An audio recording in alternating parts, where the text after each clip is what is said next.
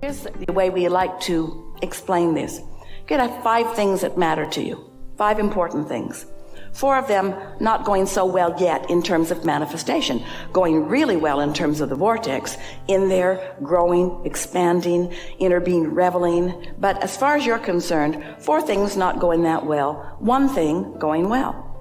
If you could focus only upon the 1 thing going well, then you would establish and maintain a vibrational frequency that would be receptive mode, and the other 4 things could then begin turning thoughts to things. It's like if you want to toast your bread, it helps if you plug the toaster in. And if you don't plug the toaster in, it doesn't matter how beautiful it is, or how often you shine it, or how many of them you have.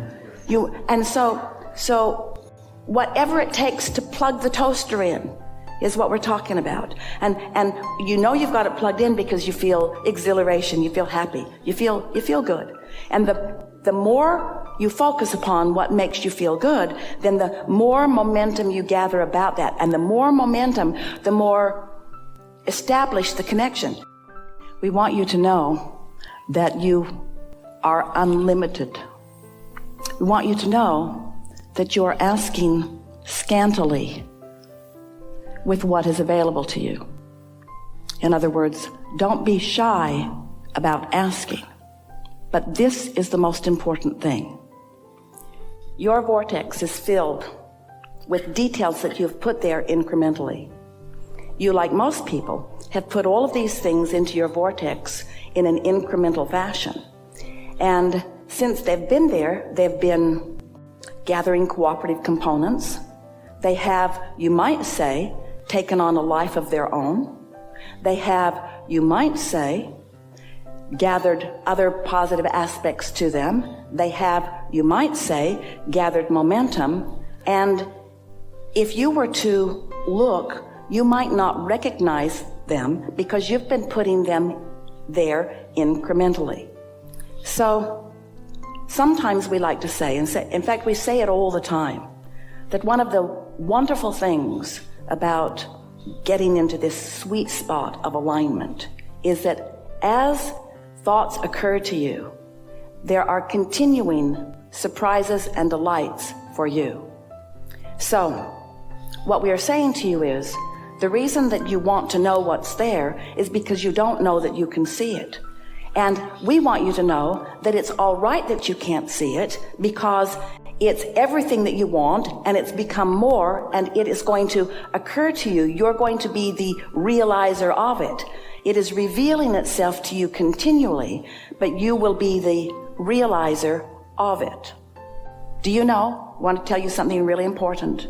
Your inner being never looks back. And when humans do, you're usually justifying where you're standing. That's usually the reason for looking back. But your inner being doesn't look back. Your inner being knows where you are in relationship to everything you want and is looking forward. And so when you're in sync with your inner being, those are the impulses that you feel. Step 1, step 2, step 3. You know what step 4 is? Being really good at step 3. The reason that step 4 is such a good step, even though it's exactly like step 3, it's just better at it, is because it's the consistency that is necessary before the thought can really get enough momentum going that you get the idea, and that when you get it, you don't kill it with your doubt. So when you get it, you just revel in it. You think about it, you feel it, you talk about it, but you don't need it to manifest right now. That's what kills your desires most quickly. You get the idea of them, and then right away you want to jump into action before there's enough momentum to carry you.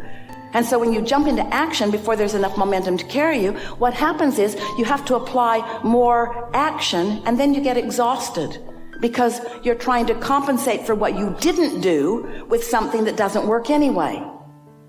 Don't try to compensate for not plugging in with action, because it just makes you tired, and it causes you to build a foundation of beliefs that just piles more engines on the resistant end of the train. makes perfect sense to you, doesn't it?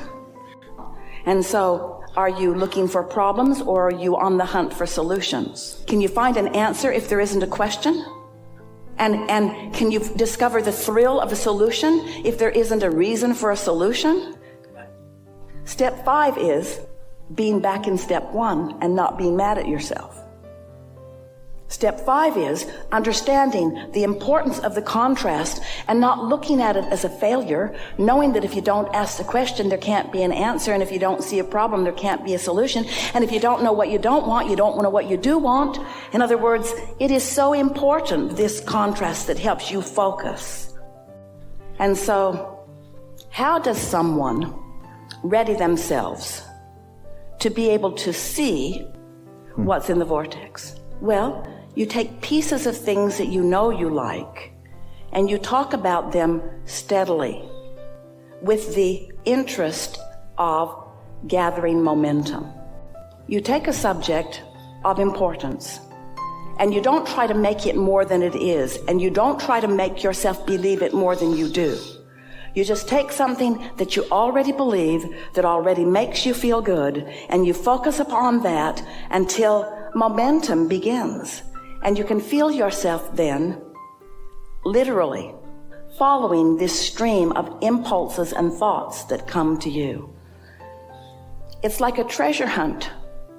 But the thing that is most interesting about it is that you have put all of the treasures there. You just don't recognize them in their current form. And the reason that you don't recognize them in their current form is because they have amassed with the other things that you've asked for. And law of attraction has gathered the other cooperative components to them. And in the process of all of that, they have become so much more.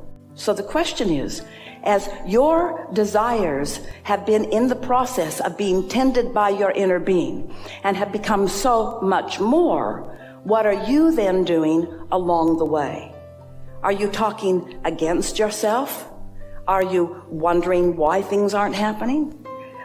You want to find just anything that is easy for you to feel free-flowing and joyful about.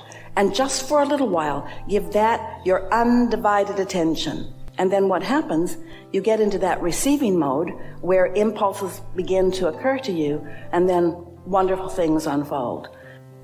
Then, if something that contradicts it comes to mind, now, if you continue to think about it, as in working or efforting, then you introduce a momentum going in the other direction. We've been offering a new analogy recently where life causes you to know what you want, and so you launch this rocket of desire. And so, just for a visual analogy, imagine that as you did that, you put a big, strong engine of desire on your train. And if you do nothing else about it, hear this, if you never think about it again, that engine will move in the direction of your desire and bring you the manifestation that you seek. Didn't know it was that easy, did you? And the reason that you didn't know it was that easy is because you got the engine going, and then you worried about it, and you put an equally powerful engine on the other end of the train going in the opposite direction. Now imagine what that means. I want it, but I don't believe it. So now you've got two thoughts moving in opposition to each other, and you're not going anywhere. So now what you usually do, we love you so much, you live more contrast, which causes you to put another engine, another desire engine. So now you start moving that way, and then you get really logical and you get focused upon what is, and now you're focused in opposition. So now you have powerful engines pulling against each other, and you're not going anywhere. So now it seems logical that if you would just not think about these engines that are going in opposition to what you want, that then your desire would carry you. And so the key is, if it feels good, think about it. And when you start getting tense about it, don't think about it. It feels counterintuitive to many of you because you've been trained by your society and your civilization and your parents to work hard, that it takes effort. But the thing about that is that when the impulse to try harder, when the impulse to apply effort, when the impulse to dig in comes to you, it's because you've got resistance going on and the effort doesn't help. And so trust that you've already put it in the vortex, and trust that it is in the process of becoming. And then think only about things that feel good to you. Just think only about what feels good to you. Because when you think about the things you want that aren't happening yet, you're thinking about the things that aren't happening yet, and that's what you're adding emphasis to. So this is a wired microphone. Esther loves this wired microphone. This wired microphone is sure. The other microphones usually work, but they're not sure. So you gotta plug in to your microphone in order to hear what's being broadcast to you, or to transmit in a way that is meaningful, that is one who is connected to this stream of energy is more powerful than a million who are not. So why would you spend any time doing anything other than plugging in? So your friends say, what are you doing? Plugging in. What does that mean? It means I'm getting happy. You got your work done? Nope. What are you going to do about your work? Nothing. Well, I'm doing my work. My work is to get plugged in. What do you mean? Be happy. Don't you have work to do? Nope.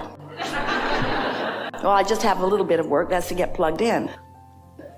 Because I already did step one, you could tell them. Don't bother, because they won't get it. But I already did step one. I already did the work. I was born, I saw, I wanted.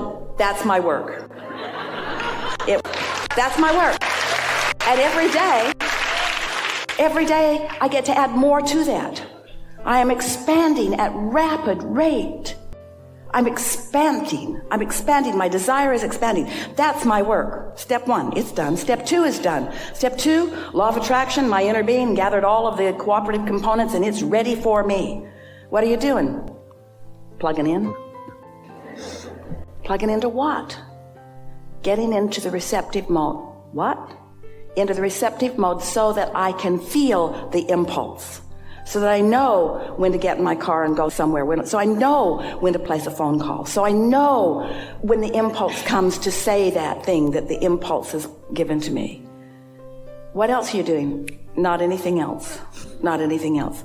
Waiting for the impulse. Now, your employers may not appreciate our encouragement to you, but it is our promise to you that if you accept that you have put things in your vortex and that they are big and beautiful and ready for you, and that the more playful you are and the more happy you are and the more in love you are and the more easy you are and the more free feeling you are and the more happy you are, the more often you will be plugged in, and then you will feel the momentum increase until there will be an energy around you that just attracts to you, not just occasionally and not just at the end of the trail, but all the way along, impulses and guidances to rendezvous with things that surprise and delight you all the way along. And yes, the manifestation will come too. And when it does, you'll say, oh, hello, I recognize you. I've been finding pieces of you all along my trail, and I'm so happy to see you. What now? And as you jump in to the realization and the eating up of this new manifestation, you know what? You're back in step one again. Because there's going to be new contrast there that's going to put more into the vortex. So you're not ever going to get it done. And you cannot ever get it wrong. And all it means is you got to choose that high-flying disc and keep choosing it until you have success at it. If you choose it and then you get lazy before breakfast, then not much has been accomplished. But if you choose it and are able to maintain it a little while, now results are going to come to you that are going to keep the momentum going. We promise you, you cannot have an idea that thrills you and then that pays off without understanding what momentum is. Law of attraction is the heart of momentum. But when you choose this and then you choose its opposite and then you choose this and then you choose its opposite, you don't